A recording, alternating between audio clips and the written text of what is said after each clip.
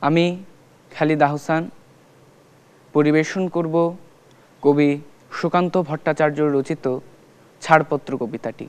যে শিশু ভূমিষ্ঠ হলো আজ রাত্রে, তার মুখে খবর পেলুম সে পেয়েছে ছাড়পত্র এক।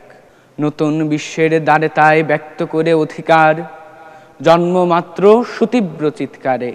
খর্বদেহ নিঃসহায়, তবু তার মুষ্টিবদ্ধ হাত উত্তোলিত উদ্ভাসিত কি এক দুর্বোধ্য প্রতিজ্ঞায়। সে ভাষা বোঝে না কেউ, কেউ হাসে, কেউ করে মৃদু তিরস্কার।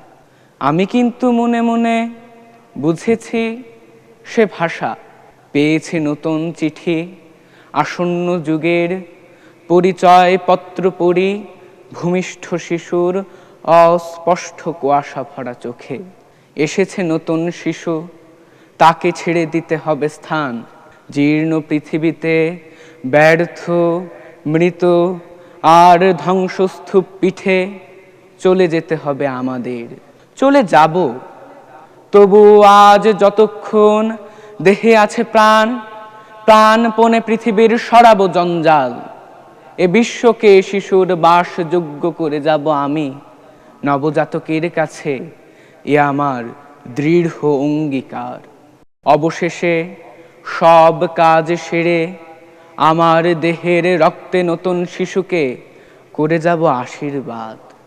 তারপর হব ইতিহাস। ধন্যবাদ।